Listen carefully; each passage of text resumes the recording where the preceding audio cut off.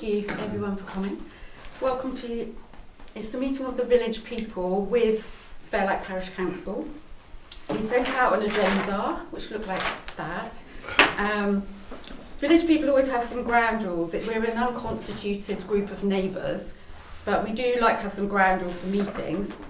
So they are listening to understand, letting people finish their thoughts, be pithy, succinct, share the airtime, encourage everyone to participate, stay on topic and on time.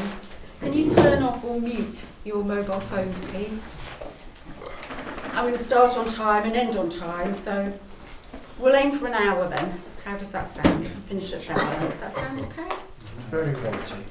Good. Quality, yes, not length. So are those ground rules okay? I'm anticipating it'll be a nice, friendly exchange of views.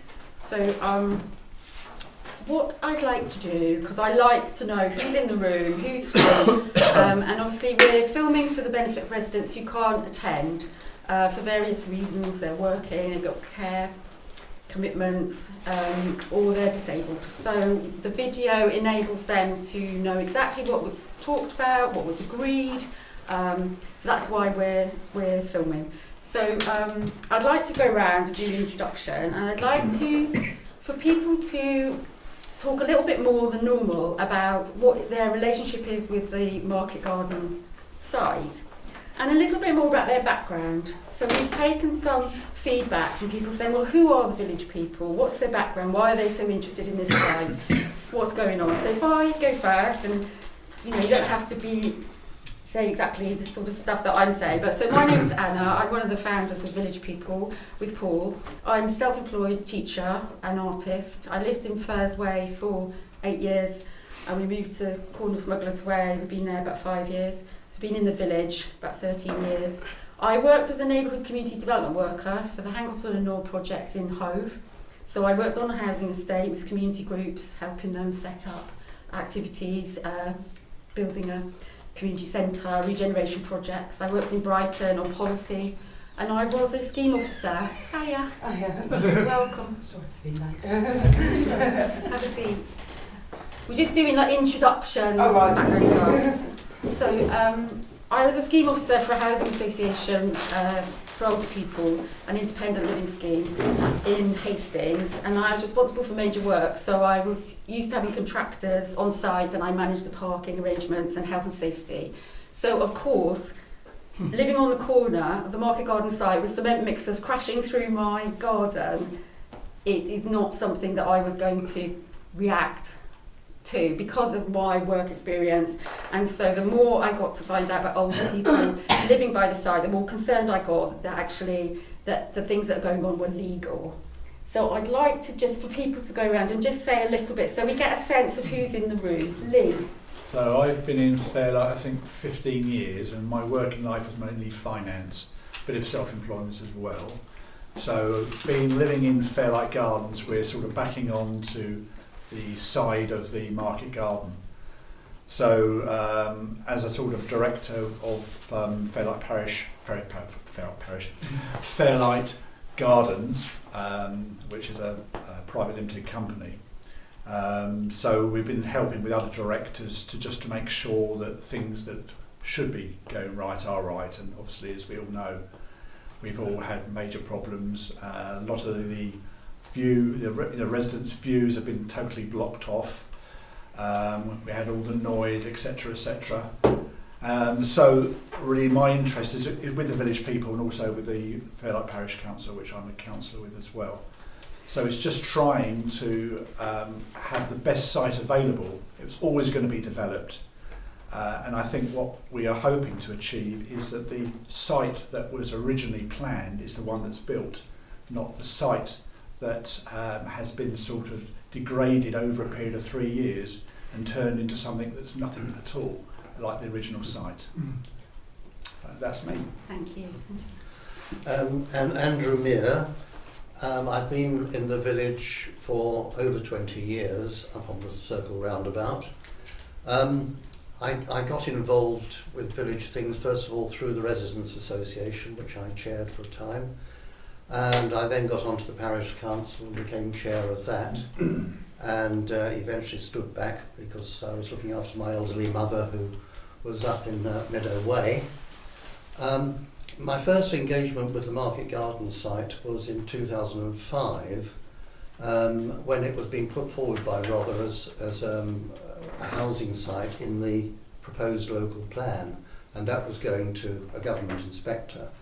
The then Parish Council Residents Association and the Fairlight Preservation Trust, or Fairlight Cove Preservation Trust as it was then, got together to make representations to the inspector, and I represented them at the inquiry. And in fact, the inspector threw the site out. That was largely on the grounds that the cliff defences hadn't been built and the access road was going to be eroded by cliff erosion. But it was also to do with drainage, and there were some other aspects to it as well. In those days, Rother could overrule the inspector, and they did, and so it went in. When eventually it came up for an application, it went to the planning committee. I became a Rother councillor, obviously, in 2019. And when it came up as an application to Rother's planning committee, we turned it down. I'm cutting a long story short there, but we turned it down. The developer went to the inspector on appeal and won. I tried to challenge that by way of judicial review, or more strictly Section 288, I see from the judgment you sent me. Yeah. So we tried to do that, but it's a very big task for any ordinary person or village to take on. It would cost something like £40,000. You only got 6 weeks to get your paperwork into the court, so you've really got to know where you're going, raise the money, get legal advice, find solicitors, and do all that in 6 weeks. And it, really just is barely feasible unless you've got your ducks lined up in a row before the inspector decides. It can't really be done. And there we went. They got the planning permission, and they've built, and I'm sure that others will, we'll all be talking about our experiences of that. But I've worked as well as I can with Rother and Tim as well to try to get Rother to enforce the conditions in the planning permission. Yeah, and so just to come back a bit, in March 2018, Rother approved the plans subject to a Section 106 affordable housing option, so they approved the plans with this condition, and then the developer was unable to meet that condition. So Rother did approve the site access route and the plans in 2018, but because the developer didn't do the affordable housing bit, which was then Rother refused, then the planning inspector overruled. It's important that we get this order right for what I'm going to say in a minute. So. Yeah, I'll just say there, there was a significant difference between that first planning application in 2017 or thereabouts. Yeah, it was March 2018. Because that was the planning committee as it was before the 2019 elections. So when it came back to the planning committee, it was a substantially different committee that it came back to. Yes, the committee was different, but the size of the road from Smugglers Way Bramble was not any bigger. No. That's a point I'm making, that the site access route, the contentious elements of what this scheme was, and the feedback that we want to give to Rother so it doesn't happen to other villages, is that the site access route is not feasible. So, but anyway, yes. What should we do the Carry on. intros, because it's 6:10. I'll be quick. I'm Paul. It's lovely to meet you all. I'm Anna's husband and the other half of the Wilson-Pattersons. And my background is in branding, advertising, marketing, all that stuff. And with Anna, I've been lodging, keeping track of all the madness that's been going on, with photography, videos, ledgering it for Rother's benefit and everyone else's benefit. So we are the single point of contact for Rother enforcement officers, we submit the documents on behalf of the village in relation to Rother planning enforcement. Geoff. My name is Geoff. I've lived here 2 years. Some people like me, some people they don't. I've had experience in accounting. I've worked for the government. Can I leave it at that? Yes, don't reveal anything. Sorry. I mean, have you worked on a building site? It was the kind of the thing I'm getting at. I've worked on building sites, Right. and I've worked high end, and then I've worked in explosives, and I've come here. Lovely. Can I go along the back, Steph? Either to build or blow up. Thank you. Steph. Hi, I'm Steph. I'm married to Lee. We've lived in Fairlight Gardens probably 8 years and didn't anticipate the issues relating to Market Garden and traffic and all sorts of stuff that's going on down there, and it has a major impact on us Yeah. in terms of day to day, you know, seeing what's going on. So it's not great, but Yeah. we're here to look at that. Yeah. Sarah. We're just doing introductions where you work. Who's in the room? Right, so I'm Sarah Whiteman. I have lived in Fairlight all my life, although not in the Cove, tucked away down the lanes. So I run the butcher shop and pet, and so I first started following the Market Gardens things really when the ground started getting cleared. And so I drive past it all the time. It doesn't seem to be in keeping with the rest of the buildings in Fairlight. Always here to learn more. Fab. Wendy Postbox. We're just doing introductions. Can you just introduce yourself, please? Wendy Postbox. Well done. How was saying? Okie doke.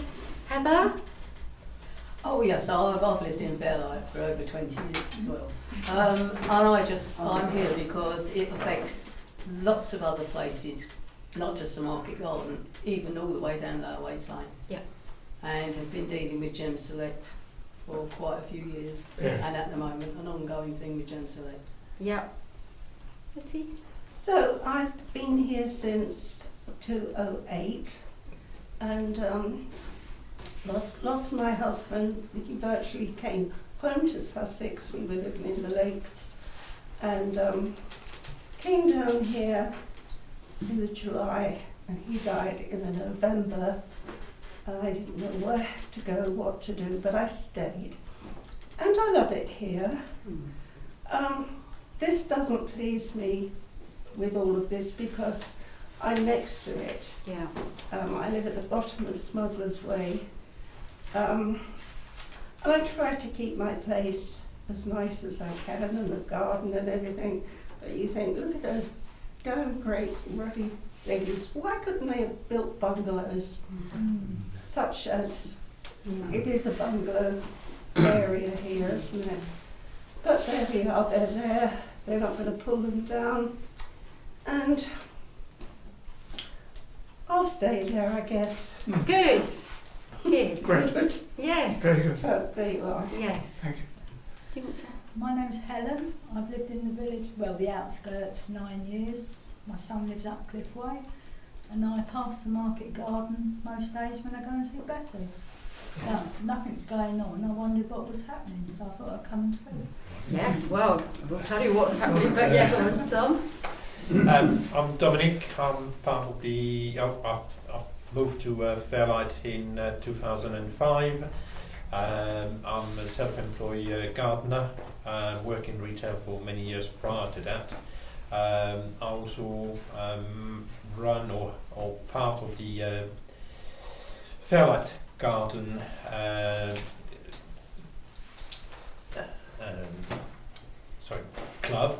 garden club, and obviously you get sort of slightly affected with what's going on in the opposite the garden club, and also living on Lower Waste Lane. You know, there is a lot of traffic that all of a sudden.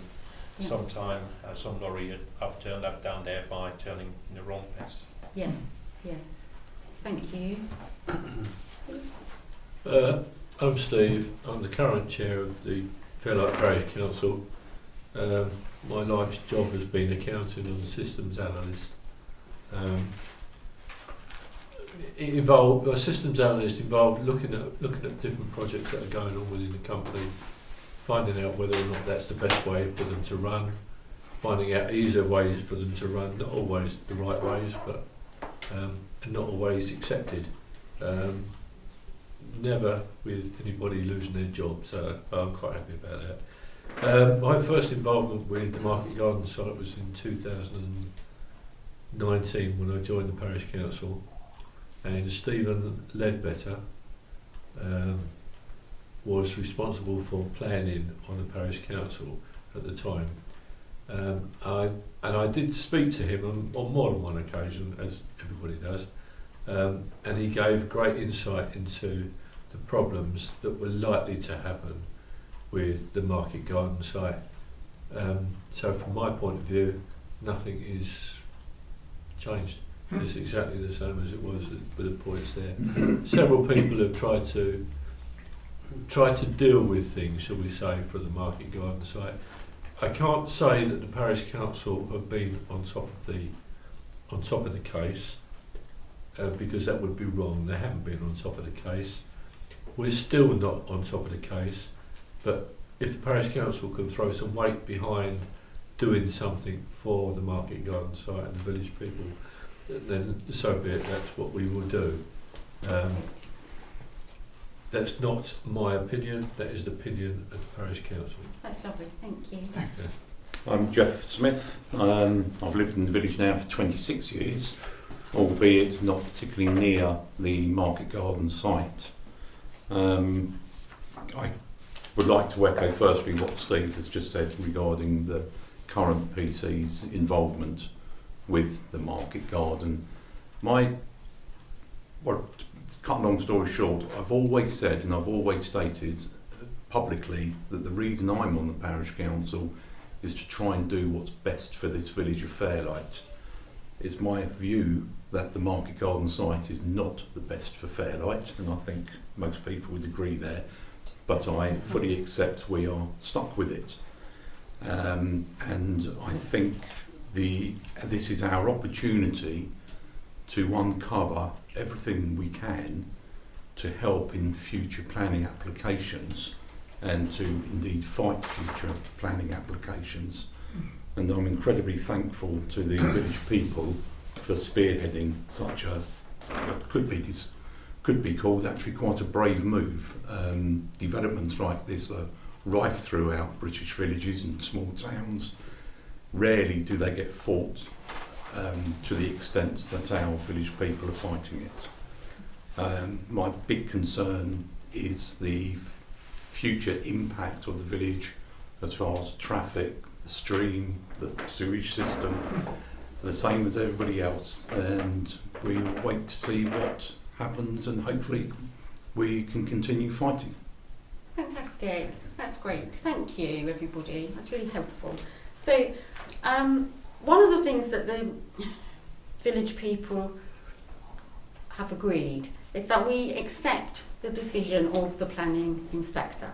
Okay, so once we get into the world of planning, and Andrew knows this more than anybody, things become very technical, and we have to be within the limits of stuff. So although we would have preferred that obviously this wasn't the scheme, there are some things that we have to accept, and the aim of the village people within that is to hold the developers and local authorities to account, to ensure that it's within planning law, to ensure that it's within health and safety law. And one of the things that the village people are most upset about is dishonesty, or in a legal term, hello, just having to get Linda a chair, please.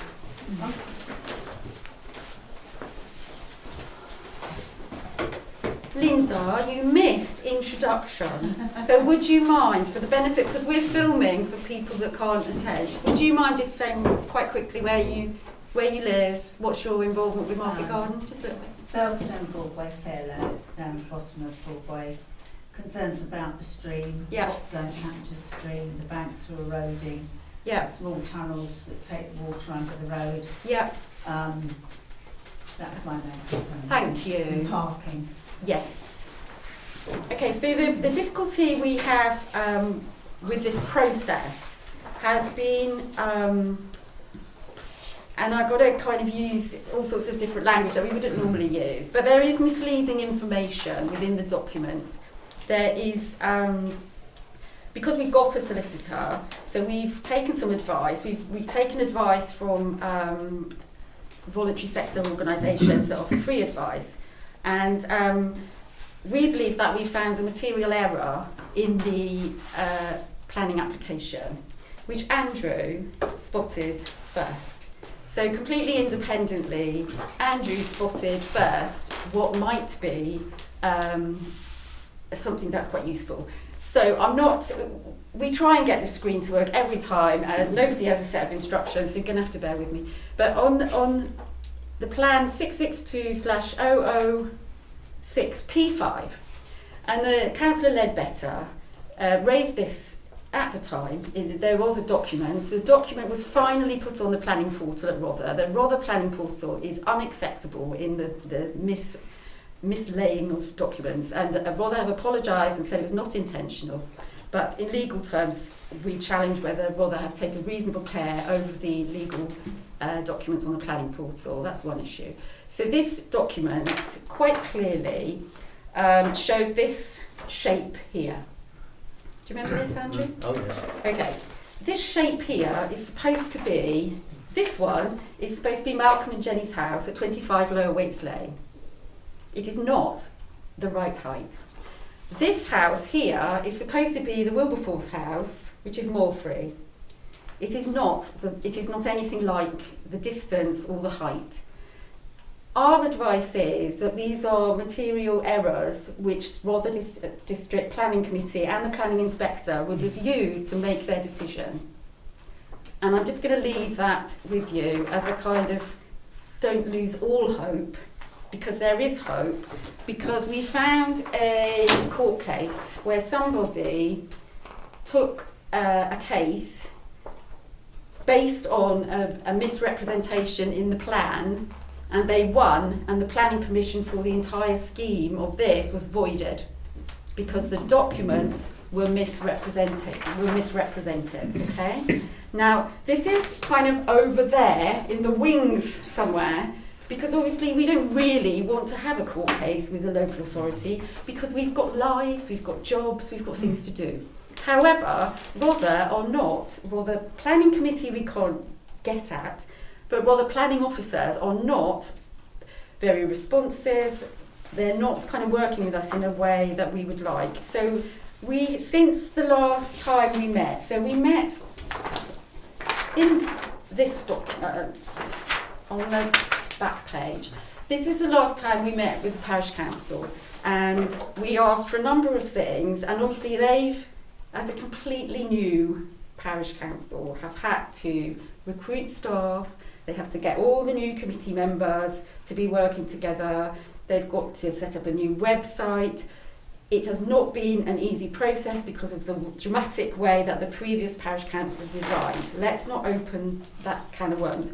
But so we haven't put any pressure on the parish council, or can see that they're being bombarded by emails and people turning up at meetings and being quite unhelpful. So we have not asked the parish council for anything because we are quite self-sufficient and we can do stuff, and we ask you when we need you. And also the parish council is the statutory consultee, but it's Rother that makes the decision. So we ask the parish when we need something, and that time is now, because you are the consultee for this planning application, and we need you to send in quite a stern, bullet-pointed thing to Rother, which mentions the fact that we are challenging these documents.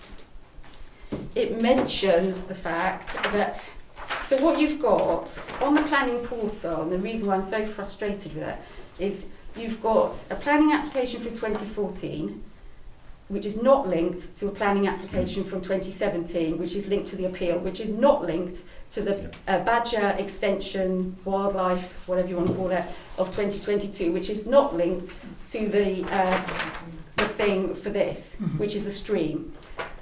Each time the stream application comes up is described in a completely different way. So it's described as stream bank erosion. Now it's being described as retaining walls. All of this is smoke and mirrors.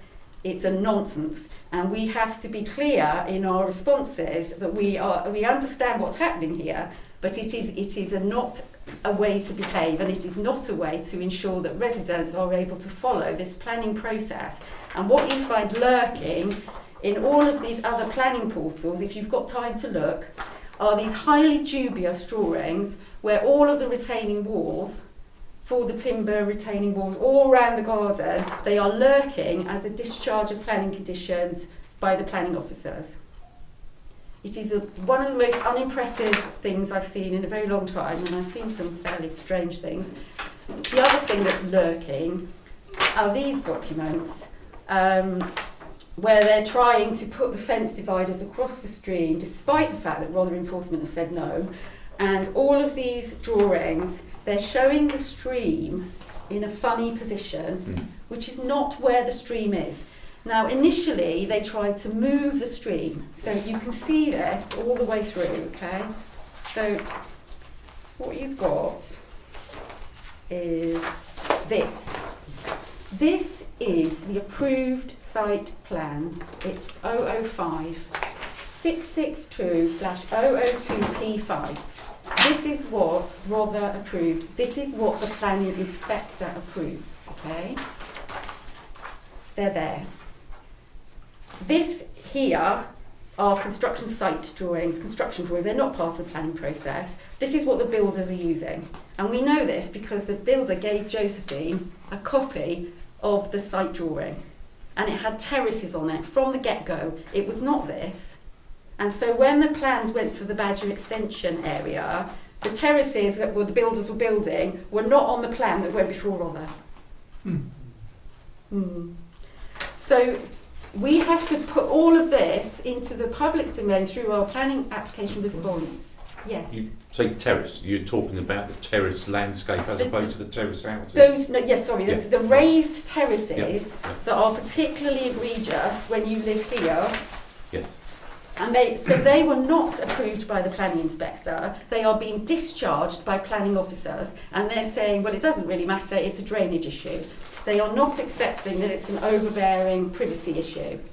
So there's real kind of concern here about how we bring before the planning committee and members of the planning committee who, we do feel take on board issues of communities by how we move around what I see as obstructive planning officer conduct. Indeed. 2 complainants have been made to the Ombudsman. We went through the Rother complaints process. We're at the Ombudsman and we're awaiting assessment. So that's another option. And we have a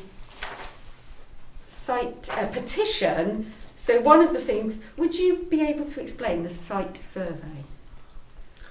Like how you asked for one, how you got refused one, and why there isn't one? Well, Tim and I, we asked for one, and we went and saw the then head of planning, or interim head of planning. Interim, yeah. And to cut a long story short, they weren't willing to get an outside consultant in. They had somebody, well, he was a consultant, but more or less full-time for Rother, who was able to do it. He seems to have some engineering or building. He is a qualified surveyor. He is qualified. He is qualified surveyor, yeah. Yes, yeah. There was some dispute about that. Yeah. So he was a qualified surveyor, and he conducted a survey, perhaps without all the equipment that you might have expected, but it is a very detailed piece of work, very, very detailed indeed. Yeah. And I think it is unlikely that he has got it more than an inch or two wrong. Okay, so within the finished floor levels report though was not, you asked for it as an elected councillor and you were refused it, weren't you? The report, you were refused the report. No, we were given it. Yes, you had to write. We had to ask. You had to write and you had to point out that under the Constitution you were entitled to see the report. Yes, well, at the meeting we had with the then head of planning, I asked that they had a computer in front of them, which we couldn't see. No papers, no paperwork at all. So no And report. So no report like that or anything. And so I asked, may we have a copy of the report? And the head of planning thought about it and said, well, yes, under the Freedom of Information Act, you would be entitled to a copy. And we got a copy. And as you rightly say, it's in the Constitution as well. Yes, and it's not on the planning portal, but a close inspection of the copy would tell you. So what they measured was the finished floor levels. And in these two houses here, they're 2 foot higher than what went through planning. So that is odd. But they didn't measure the lengths of the gardens, and they didn't measure the ground levels. And my understanding from what Ryan was saying at the last meeting was that it's the problem is in the ground, that they've raised the ground level. And the reason why we insist it's a problem is because obviously there's local people working on the site, and someone told us who was working on the site that it was a metre higher than it should be. So we would like he had a spirit level, and he had a laser, he had a tape measure. And the opening line says, I didn't use any specialist equipment, and so this is not legally, wouldn't pass legal. And can I just put a point in a minute? Yeah. I'll put it. Whether it's true or not, but from what I gather, is that there wasn't any soil removed from that site, and it was just rearranged. Right. So consequently, it's Right. just in different places. So that's why, if they had removed all the soil Right. and brought it down to the correct level, Okay. then perhaps that would have been correct. Mm. But from a chap who lives in the gardens, who's working on the site, Right. who was sacked. Yes. Right. He was Yes. sacked and Why? wasn't paid Right. because he was talking about it a bit too much, I think. Okay. But he said... He's that not our source, by the way. No, he's not. But the soil You're right. wasn't removed, it was just rearranged. Okay. So that may be Yes. part of it. Right. So we have set up a change.org petition because we are stuck with this notion that if we could access Rother councillors, that somehow they would understand that there's a problem with this site, and that although it might cost Rother money, it would be a lot cheaper to have it surveyed and measured properly. The lengths of the gardens, the floor levels, the plans, and looking at it as an independent person, given that our independent person has said that there's a material error in the initial drawings. So we are petitioning Rother for the site survey. So that will go in before we do this application. So we are doing everything we can to avoid ending up with a legal case. But obviously if Rother will not, what's the word? Comply. No, engage, thank you, Helen. Yes, all we're trying to do is engage, and there's a real sense that they want it to go away. And the problem is that these houses here and the flats, you have got massive privacy issues, because if you go to the loo in Josephine's, you can see the builders, they're smack opposite you, so they've got no privacy in their bedrooms. If you have lunch in Josephine's, we all went for lunch at Josephine's, do you remember? I mean, the houses are kind of looming up, so there's a real problem about, it's not that we don't like the look of them, it's that these houses and the flats here, and when we did our latest survey, 17 people said that they were considering moving out of the village, away from the site. That's quite a lot of people, 16 houses. Geoff? I'd like to add that I've been in Josephine's upstairs. Yeah, did you have a chat? And all windows are blacked out because the builders were commenting on her grandchildren and daughters. Yeah. So for privacy, she's got blackout. And this is how we've been for 3 years. So, we keep our blinds shut so we can't see the cement mixers going across because there's a pavement there. I think it's Bill and Doris, they keep their curtains closed. So we've been living like this for 3 years of just trying to keep everything closed, and we're not able to use our gardens because of the lorries. Where I live, I can't open the windows. Yeah, nobody can open the windows, and people are closing down the doors all for when the dust was there. And the other thing that happened as part of the survey was that somebody, because we kept saying that the vehicles were dangerous, so one of the vehicles reversed into someone's truck and caused £1,200 worth of damage. But the resident was able to go onto the site and talk to the developers, and it was sorted out. And they hit the power line and fenced them.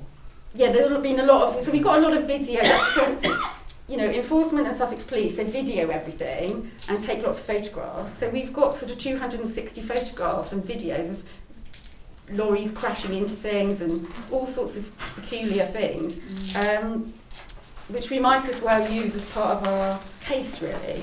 So coming on to this actual planning application, the problem we've got is that the drawings that they've submitted are not accurate. So I'm going to check something on this. I'm not being rude. Yeah. Carry on. Yes. Did you know that? Yes, Lee's just pointed out that there's some issue with the return of the Japanese knotweed. That's another issue. But the actual drawing that's accompanying this application is Monson, it's a drainage drawing. It's similar to this.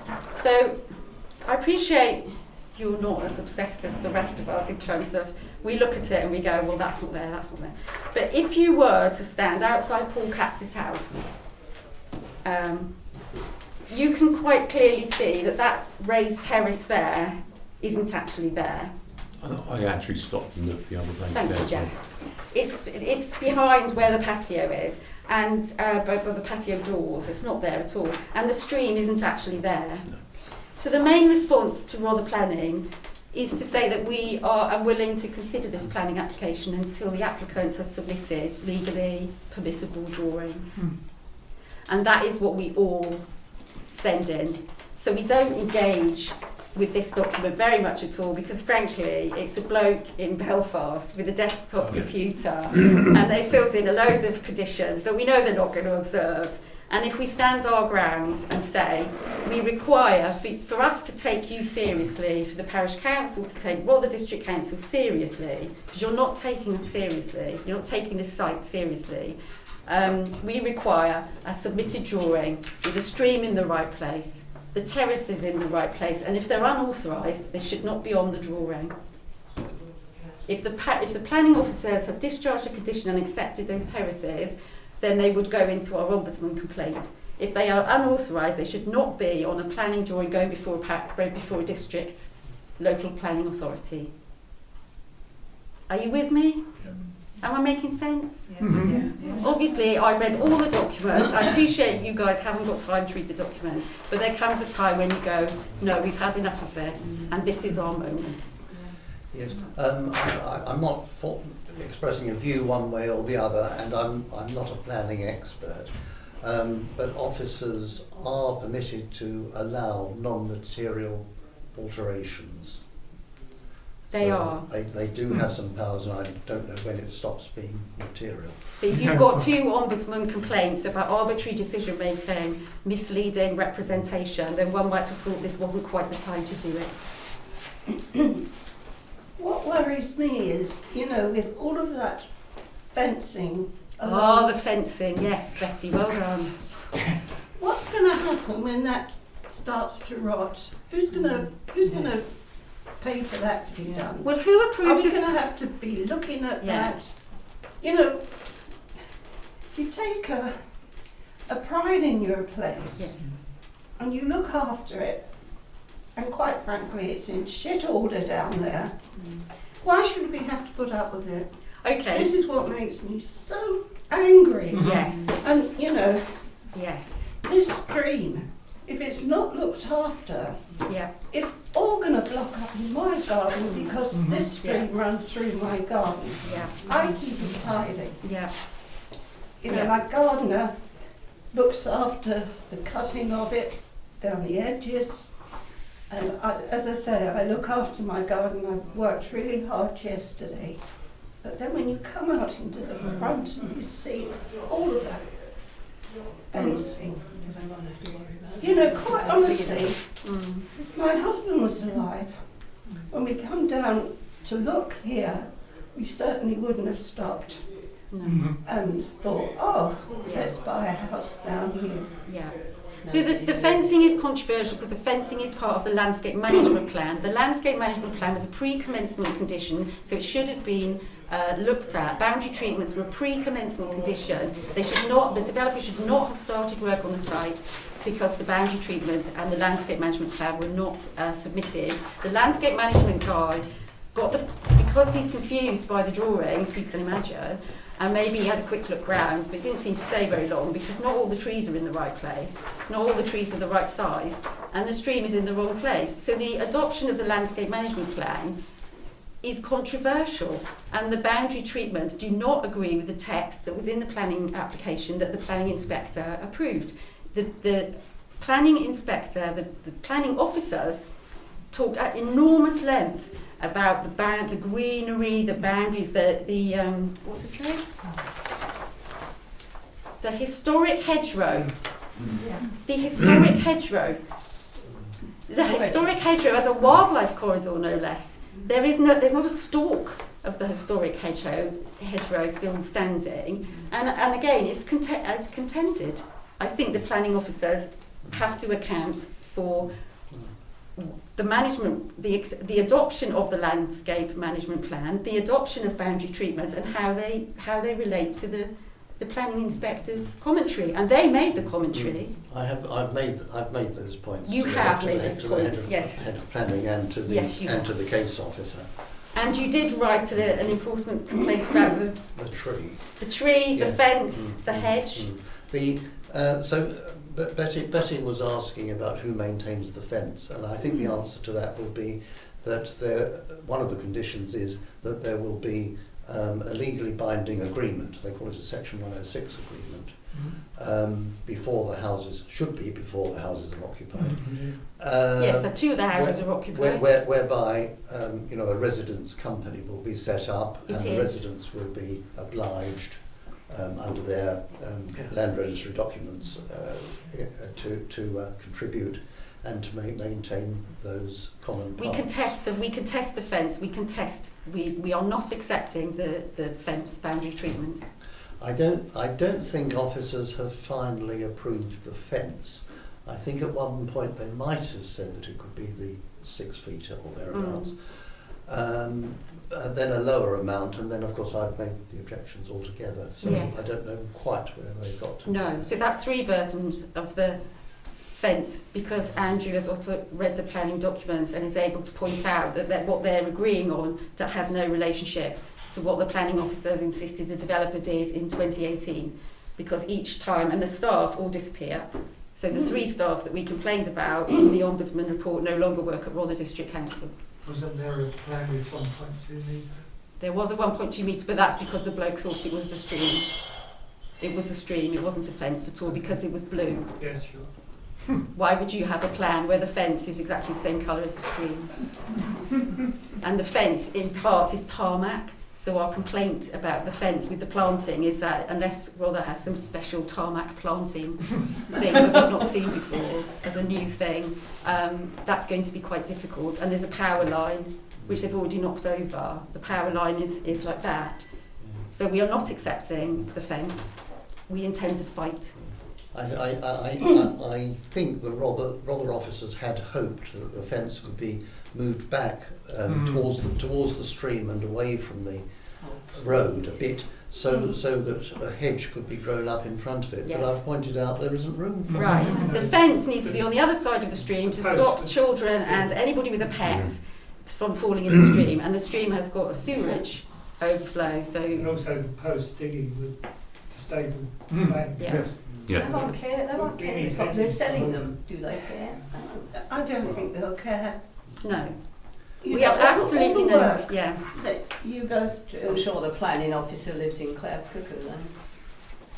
Really, honestly, do they care? I don't think They're not living development there. does. Sorry? It's quite obvious that development does, but I think it's our job now to make sure that Yeah. Rother does. Yeah. Yes. Oh, brother, they're useless. Well, I think, okay, so this is where life gets interesting, because people on social media in particular say, oh, Rother don't bother, you never get an enforcement person, you never get whatever. And actually, admittedly, we were stopping the construction traffic, redirecting it, and doing the job of the site manager, which is why the Rother enforcement officer came to visit us. But he was very professional. He was very well informed. I was very surprised. We met the Rother officer at the local plan. He was very interesting. He was funny. The Cllr Rother officer, excellent, very professional. If you look at the video of the planning committee where they're looking at this, the planning committee members are like Andrew. They're very considerate about. It's because they don't know. They don't know what the officers of discharge or whatever, and you wouldn't know from the planning portal. They have no clue what's going on, and the developer is giving them paper all the time and variation and this, that and the other, which shouldn't be the way. They should make a plan, and it should be a proper plan. Do they actually come and look at these sites? Well, they do, but it's difficult because the enforcement officer won't come with us. So the enforcement officer from county, the flood officer, he's been in Josephine. Everybody goes in Josephine's garden, sort of looks at Malcolm's house. We come around, look at Paul Cap's, Geoff and Chet's. Then we come round to Fairlight Gardens. You came, didn't you? And the flood officer will come and he'll spend an hour with us. And then he's got that detailed knowledge. For whatever reason, Rother won't. We had the chief executive officer of Rother and the development manager of Rother. They haven't got the detail. We need the guys who are actually the case officer. And they are not. They're probably not allowed to talk to us when there's an application. Are they allowed to talk? Well, they you can talk to them and they can listen. Okay, that works for me. Which can be useful. Okay, so in the head of planning, there's a new head of planning who is a human being. The interim head of planning had a number of issues with demeanour, but the new head of planning is not an AI person, and he clearly understands something and understands some of the concern. But I think what they don't understand is that they think that we want the site survey so that they can take enforcement action. So they don't need a site survey because they're not taking any enforcement action. Oh, it's awful. Does it make sense? It makes sense, but I feel so sorry for, is it Malcolm? Yeah. We all feel so sorry for Malcolm. Why should anybody, I mean, I would be going mental if I lived where he does. It's awful what that man is putting up with. Yes, there is obviously absolutely awful. There is a huge mental health strain for all of the families on that corner. There is, and equally for residents of Fairlight Garden. It is very stressful, and because the flood officer keeps objecting to the stream work. So this is pink notice number 4. Because county are almost as unimpressed as we are with the documents. So what they're trying to do is have it done properly. But of course that's dragged it out because the developer doesn't want to spend any money and keeps submitting Well, they're not accurate again. And it does. There's a disclaimer on that saying brilliant. That absolutely brilliant. We were only taking the measurements you gave us. Yeah. And if there's an error, well, so be it. Because they've read the resident comments on the planning portal. If Rother Planning Committee, you could read the resident comments on the planning portal, you'd be going, oh, there's a problem here. Because we're not in the habit of, we have got better things to do with our life than keep complaining about something but when nobody's listening. That does come back to a point, Andrew, that I raised a couple of parish council meetings ago, if I remember correctly, that Rother do not read those comments on the planning.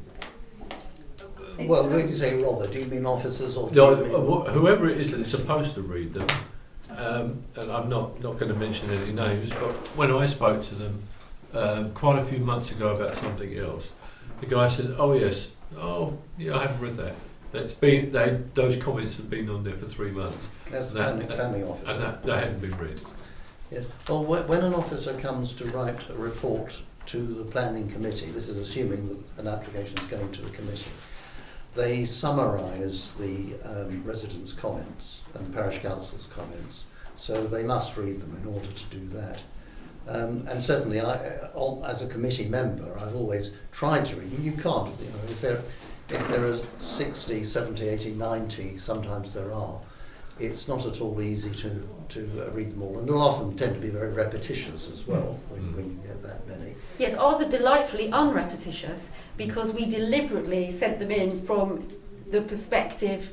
So there's a perspective from Smuggler's Way, there's a perspective from Betty, there's a perspective from Fairlight Gardens, so that they don't count as one objection, they count as all the different objections. So that's why we don't really want to agree one sort of consensus list. We want people to go away and think about what has been said and then write up their own version. And obviously if you want a kind of tips thing, all the things with the numbers for the plans, but that if we've got the video, then people will be able to look back at the video and then write your own. It doesn't need to be very long, it just needs to be bullet points. And the top bullet point is that legally the application misrepresents, is false representation of the site because there's no site survey.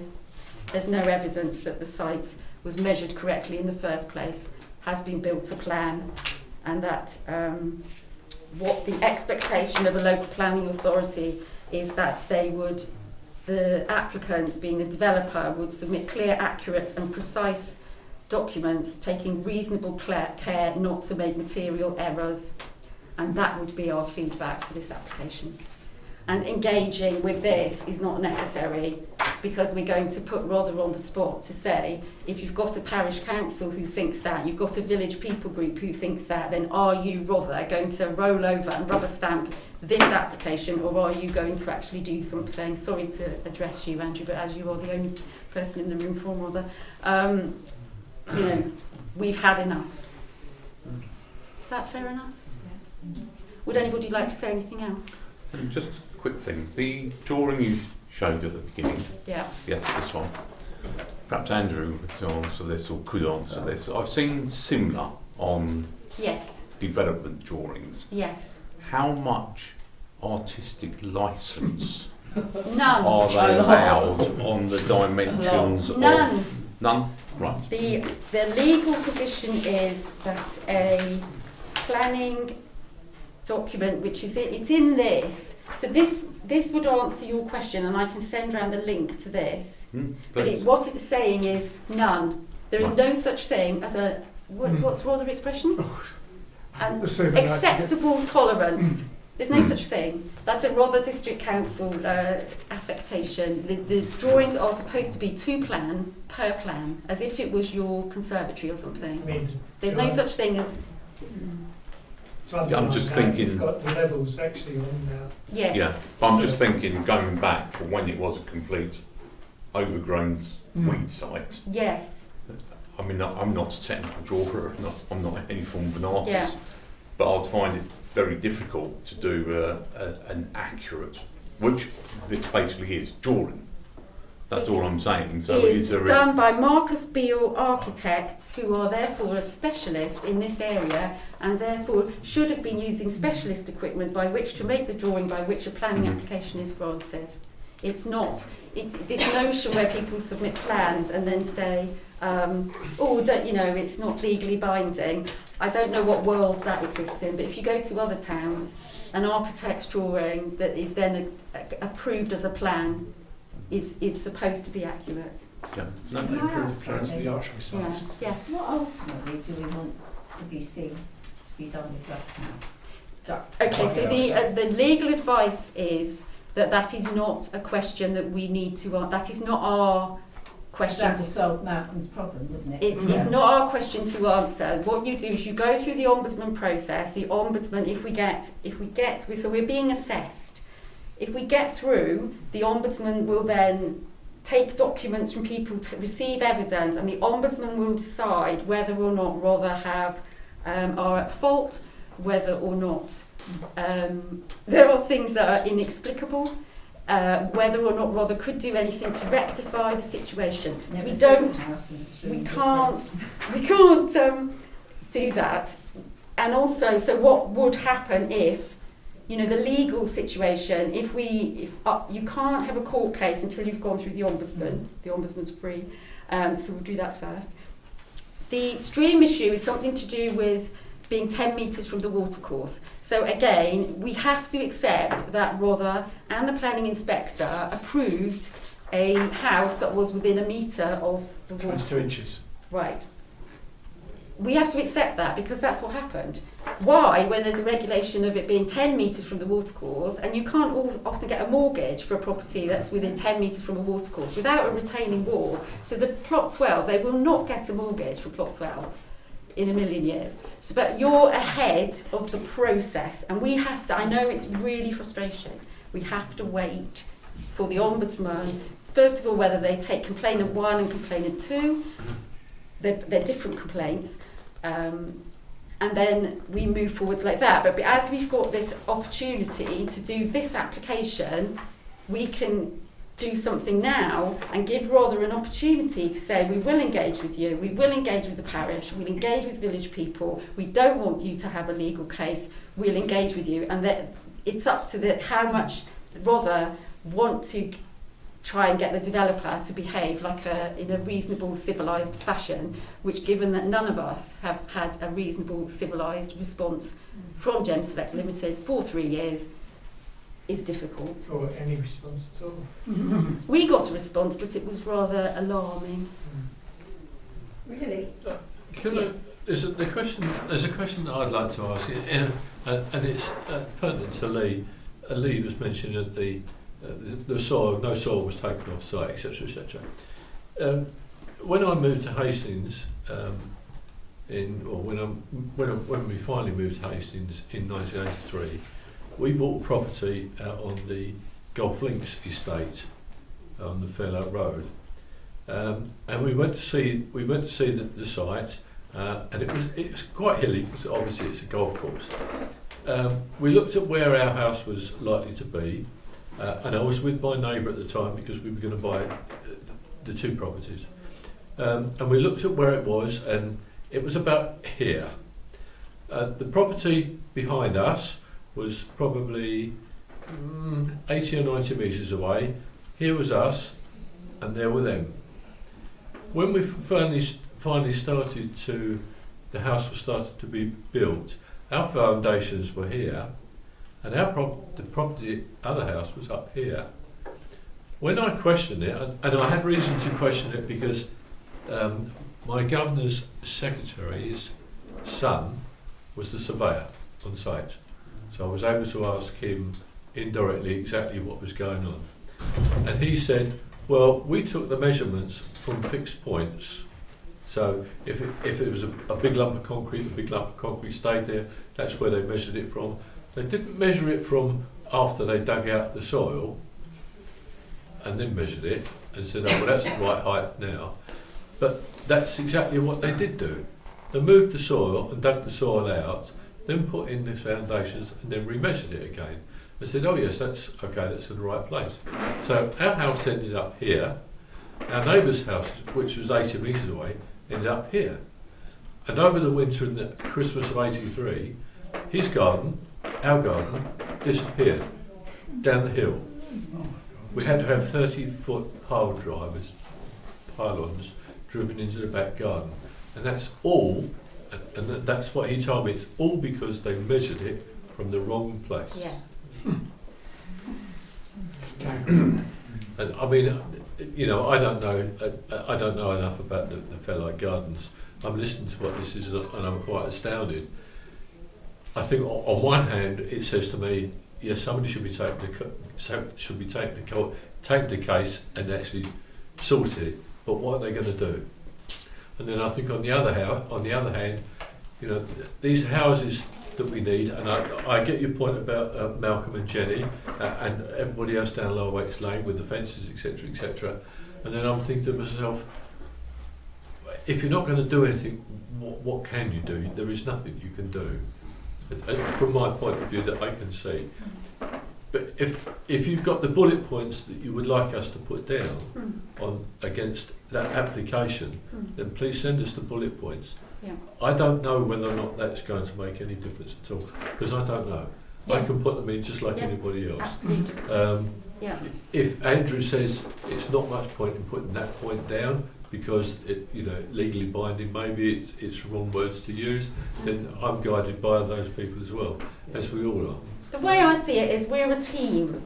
I don't think it's helpful to have a kind of sense of, differences. I think if we're all a team who want something for the benefit of the residents, and that we should all work together, and that Andrew has obviously filled out and done more than anybody to try and hold the developers to account. The problem is the developers are running rings around the planning offices because they don't have enough staff. And it's really not, it's a kind of sense of like, if we all work together and we all share the bullet points and try to we've got until May the 9th, is it May the 9th? We've got to submit by May the 9th, I think. I'll check, but I think it is. And yes, and take it, because obviously you guys have got, the legal background to know what the right words are. But I think it's just because you're a statutory consultee that the developer has to respond to you, so they can just ignore us. Actually, everybody says that parishes are a statutory Aren't consultee, they? but they're not. Aren't they? No, they're routinely informed of planning But the applications. developer does reply if the parish says something. What they say does carry a bit more weight Yes. than ordinary people, Yes. because everyone knows that they've been elected and Yes. and that they devote time and effort to this and get some experience under Yes. the belt. Yeah. So I think that's kind of, and why we call ourselves the village people, so that anybody is included within that. Obviously you've got different roles and responsibilities, and this notion of like, what should the parish do? But there's not been much point in disrupting your meetings because there's nothing for you to do. Now we like a letter, please, and just a letter. That we're not asking for lots of support because there's groups that might need the parish council support much more than us, and we are capable of doing this, and we've done it. So we might as well carry on. We might as well see it through to the end. Yeah. I think there's something that I'd better say that at the moment I'm a member of the planning committee. Oh, I was going to ask you about this. Which of course means that I can't predetermine an application. No. And I'm genuinely not predetermining this one. I'd want to see the officer's report. I'd want to see the engineering reports and the measurements and the comments. So I haven't come to any conclusion on that whatsoever. But in practice, by the time that this comes up for consideration, I will only be an ex officio member of the committee, which means that I won't be able to propose motions or to vote. So I'm not quite sure whether that position might be changing in the future. I shall have to take advice. So could you speak to the planning committee as a representative of village people? As an ex officio member, I believe I can speak. Yes. Right. So can we ask Andrew just to consider that? Because obviously you petition the council and they're going to say, who wants to speak? I will take advice from the monitoring officer. I mean, this is not just about this particular application, but generally. I will take advice from the monitoring officer of what my responsibilities and rights are as an ex officio member. And also, because I don't know. We'd like the parish council to speak if there was somebody who's, I appreciate it's probably during the day, isn't it? It's a daytime thing and people work. But if it was possible for somebody to speak at the parish council meeting, at the planning meeting, because you've called it in, haven't you? It's called in, yes. It's called in, and but you have to go to the website and check out the public speaking rights, because you have to make your application and paperwork in by certain dates and times. Yeah. I mean, I'm happy to point Geoff or anybody in the right direction for that. Yeah. So what we've done is we've set up a new Facebook group. Please don't ask me how it works. Geoff and Chet know how it works. And I'm just responsible for loading photographs. And so what that will be, it's not like a chat forum and it's not for sort of humorous, That's me, light-hearted. Yeah, I had to take down your post. Sorry. Did you? Yeah, I did. It's supposed to be like a serious planning information portal with photographs, so that somebody who's trying to follow the planning our cases will be able to see lots of images. So if you go to Market Garden Site Fairlight, you can join the group. We're uploading a lot, so you might want to wait until we finish uploading. It's a public group, isn't it? group. And obviously, once we've worked out how it works, you can say something. But the intention was that, for example, if the Ombudsman says, yes, we'll take your case, then because it's so time-consuming to look through the planning portal, that they could look on this and see our photographs, which our photographs show the stream. I love the developer's photograph of the stream. It's quite comedic. But our photograph of the stream is the... Oh, yeah, yeah. Is it in? Yes, you've got to, this is like good bedtime reading for you, Betty. The scaffolding poles are straight in the earth, so that obviously helps to erode the stream bank. Isn't that awful there? Can you see the stream? What page? Well, we don't have page numbers because we like the mystery of it. I don't know. Lee. Stream management. Well, that would be the first. Oh, you'll get blind Being as well now. absolutely blind. There's a still there. So, You mean the hemorrhoids? if you look at all the drawings where the stream is, and you look at the house, we're always in the bottom right-hand corner. If it's been through planning, it's called 12, plot 12. If it's a dodgy, I shouldn't say that, if it's a construction site drawing, it's called plot 11. That's 11. Why not? Because the builders go round like a clock, and the planners go opposite, like a street. That's why the difference is. But plot square, so this is a monsoon drainage diagram. This is not an approved plan. Okay. I'll take this and drop it into boxes, they might. Yes, absolutely, absolutely. That's a particular one, isn't it? Yeah, this is the landslip. That's would be here. The Actual stream Yes. running past the site. Are you happy to go on a bit now? Because you've gone past. Are you happy? Yeah. Does that land the stream is running through Yes. belong to the developer? Yes. Or belong to Lower Wakes Lane? I know it's all one of the same person, but Who knows, Andrew? Who owns under riparian rights? Who owns the stream? Or is it Geoff Select or is it? I think Gem Select own both sides of the bank at that point. They do. But it does. I think it varies depending on how you go down Lower Wakes Lane further Yes, on yes. past the site. but just there it's So there is a market garden management limited that's been set up, which obviously the new occupiers would pay into, although that's not mentioned in any of the estate agent's details. So they're on estate agent number 7, which is interesting. Guys, you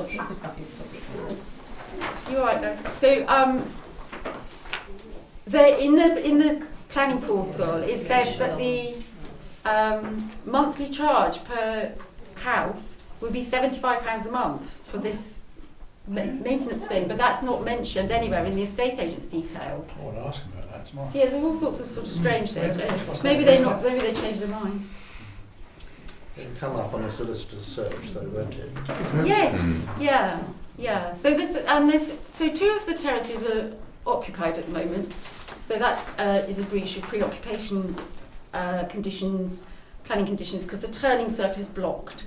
And obviously I'm quite a stickler for reversing lorries, and you cannot have children and reversing lorries in the same very tight space. So we did write to Rother, and who knows, but we imagine highways were seen, because they wear total high vis and a white hat.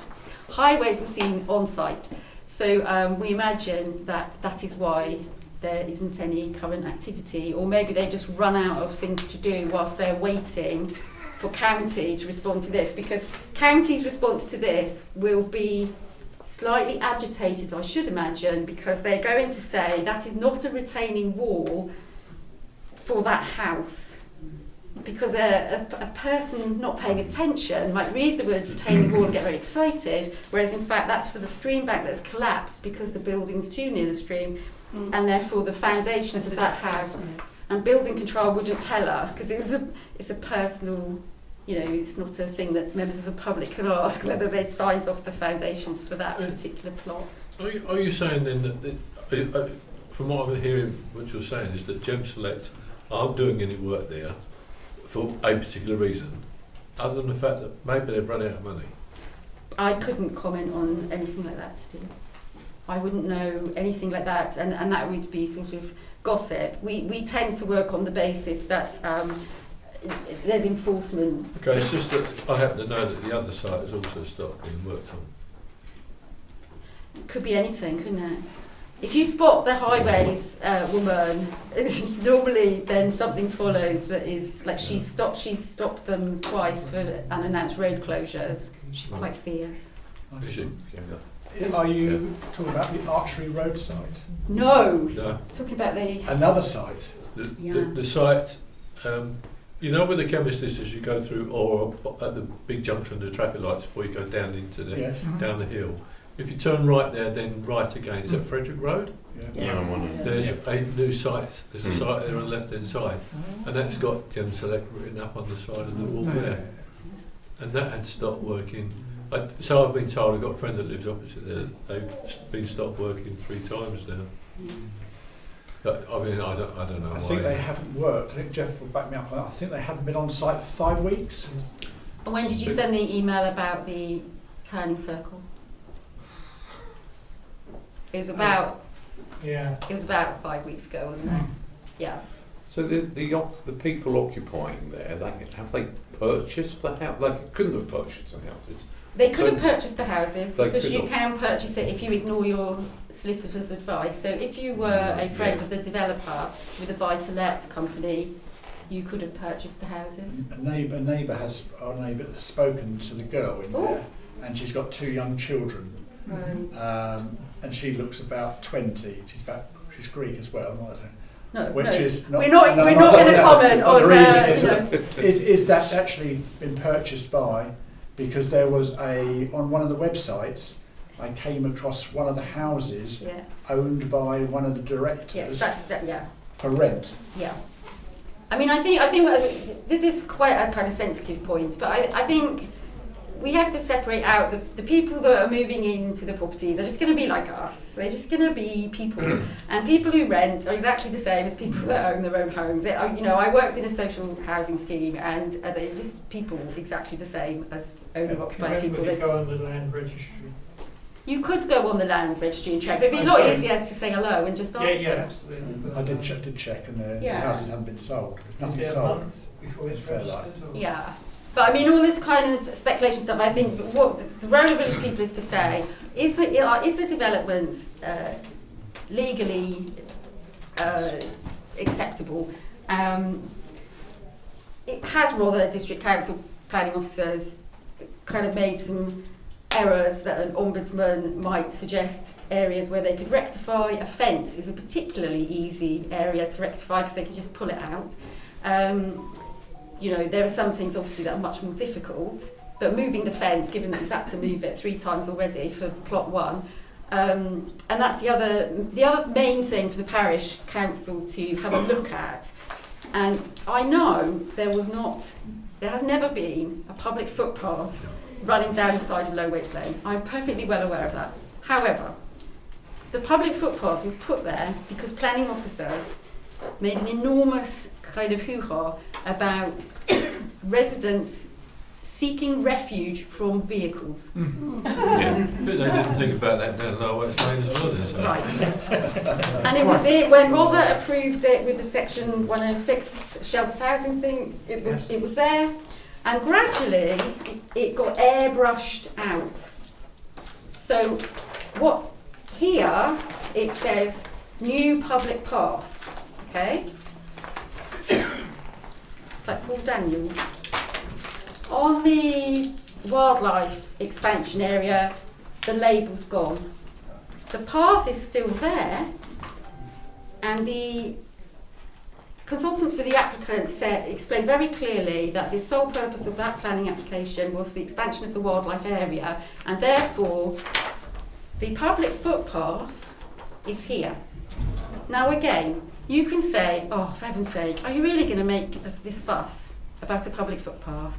And the answer is, we are. Because the care home, just above the top of that public footpath, they have to get across the dirt track. They're people with learning disabilities who have very high-end wheelchairs.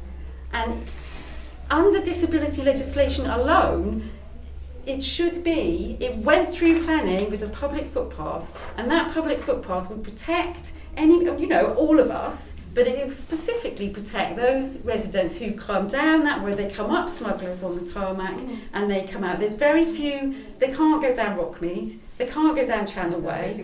It's very inaccessible, all the tracks, and that to me is really important, that village people support people with disabilities, accessibility, and that Rother, I think that's the thing that if we get to the Ombudsman, that will be something that the Ombudsman will say that is a inexplicable decision, and I can't even tell you what the person who sent the complaint back for the decision was, because it's stupid. Right, but you are aware that you can apply for a public footpath to be moved? What do you mean? When I worked at Cllr Estate in Marshall Tufflex, up the side of our fence, and it was up the side of our fence was a public footpath. Yeah. That caused a lot of trouble with breaking in. Yeah. So our company secretary at the time applied and got that public footpath moved 50 foot further away from there. So it can be done. What I'm saying is, has somebody applied for that to be moved and stopped anyway? No, they've just not bothered to do it and thought that they'd get away with it because nobody's paying attention. That would be my... No one's paying attention. So if you're legally going to move a path, there has to be a process similar to planning. Yeah. But it's been discharged by the planning officers who said there isn't a footpath, and we've written back saying no, you cannot overrule the decision of a planning inspector, and they've gone, yeah, there isn't a path. Yeah, I think we're probably confusing public rights of way with the... This is inside the site. This is inside the site boundary, and one of the reasons why Rother rejected the application was because there weren't any footways. And if it is a footway, then the site cannot be occupied, because the pre-occupation condition is that all the footways need to be developed before anybody moves in. Are you with me? You do have to read an awful lot of documents to get as ridiculous as this. But it's so annoying, it's so frustrating. We've paid our council tax. We did ask people whether they felt they should get a council tax refund for the past 3 years, and we're still debating whether to approach Rother with that option, because 40-something people suggested that we deserved a council tax refund because we have been unable to get out of our houses. We've been blocked in by tarmac and announced road closures, lorries reversing, not being able, shift workers not being able to sleep because they're working at the weekends, breach of conditions. So we still might do that. But this footpath, because the parish, I know, have other kind of footpaths. It is inside the building site, but it is something for the benefit of all residents. Whereas maybe some of the issues, you could say, well, that's a boundary dispute or something, the parish wouldn't get involved. But I think the footpath would be an issue that we would Am I right or wrong? There's been talk about there's a gate open to near the garages. We know what that's for. I assume that's nothing to do with their saying, well, there's a footpath. No, there's a gate for it. Okay, this will make you laugh. Okay, so Geoff, did you watch the video? Yeah, I found it and watched it. Geoff found the video for the expansion of the wildlife area. The gates, I'm sorry about your retaining walls to support the garages. Sorry, that's not anything to do with Rother, so that's not a problem. The gates are for the cycles, because somebody on the planning committee said, how are you going to get a bicycle through the front door, through the dining room, up 10 steps into the shed that's to hold a bicycle? And we'd like a photograph from Rother of a bicycle in the shed, because it probably could be a unicycle sideways. It's for the person to get through, to park their bicycle. Have they actually got a bicycle shed? It's not a bicycle shed, it's a unicycle shed, but it's a pre-occupation. Stand it up on the back wheel. Yes, exactly. Yeah. You could probably take one wheel off, but it's a pre-occupation condition that the cycle spaces have to be right. Yeah. That's why the gates are there. Because I watched the video. After that did actually come up in conversation. That was the answer, I believe. No, one wheel. the bikes will be horizontal or vertical. So it's not for them to access the garages. No. It's only for bikes. No, the way that Rother think is tick the box, they've got to have a cycle space. So it's nothing to do with you, it's because they're meeting their criteria, and it's a pre-occupation condition that the bicycle sheds have to be, and that's why they've got gates. How many bicycles do you think take? Well, I suppose 2 folded ones. I don't know, who's got a folded bicycle. But what we like to do, if we're feeling particularly sort of got at, is we like to say to the planning officers, could they supply photographs of things to go with their... So, if you stop believing what somebody's telling you is true, it's reasonable to ask for a photograph. So when we say there's a landslip, Rother write back, alleged landslip.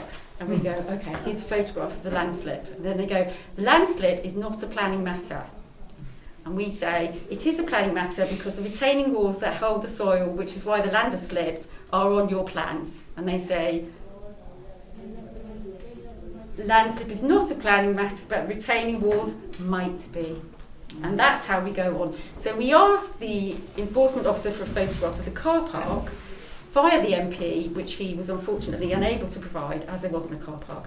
So we could do the same with the bicycle store. We could say, could you please send us a photograph of a bicycle in the bicycle store, because obviously they'd have to either get a bigger shed or show us a folded bicycle. This is how ridiculous it is. They're about this big. They are. I suppose. You know, I think you're both really very good at what you do. We were quite sane before we started all this. But you know, I couldn't do your job because I would just go mental. I think the thing is that I was ill for a really long time, so I was housebound, and it just annoyed me so much. And also seeing you at the bottom, Josephine in particular, but also you and Bill and Doris coming up, you know. And Anne Crest. It makes me angry, and just looking at Malcolm and his poor wife, God bless her. Yeah. You know, why should people have to be putting up with that? But that's why we keep going, Betty, because, you know, we're determined to get something for you, even if it's some trees or, you know, something sensible. Get rid of the fence, put the fence on the other side, plant some trees, you know, get the stream sorted out, get the stream cleared, get a proper maintenance agreement in place. There is a notion now that a county can follow a maintenance agreement that GemSelect have provided a maintenance agreement, but, you know, they are not known for their reliability, are they? Linda? Will that maintain all of the stream down the lane or just on the side? Well, what's unclear is which bits of the stream they're going to own if they sell any of the houses, and that's unclear. Unless one of us wants to buy the land registry thing that county keep showing they us. They still own the stream. Yeah. There's no doubt in making it, and they're never going to do it. The issue regarding concrete, what's the word? Pollution. Mm-hmm. Yes! This is another thing. So we contacted the environmental groups, and they were mortified that the house, well, the whole lot of them were within 10 metres of the watercourse. They just were completely surprised, and they said that any sort of cement and concrete works that had been there would pollute the watercourse. And did we have any evidence or data of the pollution of the watercourse? And bizarrely, absolutely brilliantly, Fairlight, Dr. Simon Young has been testing the water for about 10 years. So we do have data, and we do have it. So again, because the planning inspector approved it, we can't challenge Rother and planning accepted a site. We can't challenge on that basis, but what we can do is ask them in future to be more aware of the I think it's PGG6 or something. I'll have to look it up. So you're talking about building regulations. It's an environmental. It would come from county. The flood officer gave us an environment agency book, which is on the new Facebook page. And it is a regulation, yes, but it's to do with, there should be a buffer zone. And in the planning documents, county ask for a 5 metre distance so that a vehicle could access the site, the stream, and they requested to Rother ignored them, and there was a communal access to the watercourse. There was a path there. So given that the flood officer has been so wonderful and so lovely, we took up the path issue as part of our complaint because we thought they deserved a bit of support, and Rother said they didn't see the need for it. So if they don't understand, because they're not doing it themselves, they just go, oh, we didn't see the point of that. The planning inspector approved it. That's the point of it. Geoff? Could I ask Andrew a question? Looking back on the old videos of Rother Council, can any of your decisions be revoked?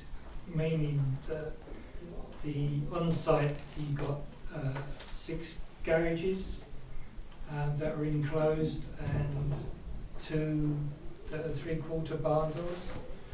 Could the enclosed garages with solid door, could they be made 3/4 barn doors?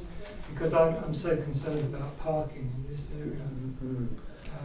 Could it be revoked? Once the permission's granted, then I don't think you can go back on it. Right. But you can enforce what there is, which I think Rother has been at your behest, haven't you? Yes, I mean I am a little bit nitpicky about the lack of numbers. So there was a new planning condition which is 29, which was about the 3/4 doors. On the planning condition, it does not say 2 3/4 garage doors, but on the video, it clearly what is bargaining. it? The consultant for the applicant clearly was talking about 2 doors. So again, it's about, you know, they are very overworked. There's only a few of them, but it is about the planning officers understanding that we haven't all watched the video. So the planning condition should have said 2 garage doors or 6 garage doors, and it just says garage doors. So LOL is very concerned about the garage doors. But I think put it on your response, Geoff. I mean, you could answer this point and then say supplementary points. Could we just point out that planning condition 29 is unclear? It's just obviously because I looked on these photos and they've been made into rooms already by the internal switches and lighting. The 3/4 ones have external lighting. Yeah, I mean the enforcement of so we had an article in Rye News, which was great, and 34 people commented, which is great. And since that time, Rother have been very responsive. So the enforcement, I have a WhatsApp link to the enforcement. So and Josephine takes photographs of everybody coming and going. So the enforcement officer was spotted the next day with a camera taking a photograph of the 3/4 garage door, which was then uploaded onto the planning portal. So our complaints have, you know, there is a sense now that they're thinking, oh, we need to kind of, you know, be more responsive. But I think put it on the, rather than asking Andrew, put it on the thing. I just asked if things could be revoked. If it can be revoked, I don't think it can go back on it once it's granted. You know, this is what I was saying about judicial review. If you're going to make a point, it's got to be made at the right time, within time limits, otherwise you're lost. But again, you know, the Wilberforce family's frustration is that we're constantly told they've got to finish before you can do anything. So, and until they chop half the tree down, you know, at what point have you finished? So it's a frustration to know at what point to kind of act. So now is for this application, and obviously we can come back and have a, you know, it might be that rather make the applicant submit different documents and we need to come back again. So I would like to finish up for today. We did run the full hour and a half. So has anybody got anything they feel they haven't said? Can I just say that they can offer to Geoff. Geoff said lessons for the future. Yes. And I'm happy to talk to Geoff about that. Yes. So Great. I do have some ideas. Yeah, obviously Eastfield is allocated, and you know, hopefully we wouldn't have a repeat. There was more action over there yesterday and today. Yeah. So, you know, there is a need to build new houses. There is a housing issue. So Fairlight is not always going to be able to say no to staff. But hopefully this will not happen again, with a stable parish council who understand that we are not in any way disruptive. Or I think it was very misunderstood at the beginning when we started, or we're trying to get the houses knocked down, or we're completely... There was a lot of noise on Facebook because it was very upsetting and distressing for people that what our intentions were, and what our intention always was that this would be a legally safe scheme that was built properly. Yeah, just built to plan, and the contractors, you're always going to have some problems with contractors, but the cement mixer guy, the uncovered mud trucks, it was not acceptable. The cement is still on Pet Level Road, and the enforcement in that sense, the management did not allow, I think, enforcement to spend enough time with us, or still don't. They don't want enforcement to come out and speak with residents. That would be my take, and it would have saved them so much time if they had have done. We wouldn't be in this mess if they'd spoken to us. We're very nice, we're very friendly, and you know, we just want to have what's best for residents, really. Is that okay? Yeah? Thank you. Thank you. Thank you very much. Thanks. Thank you.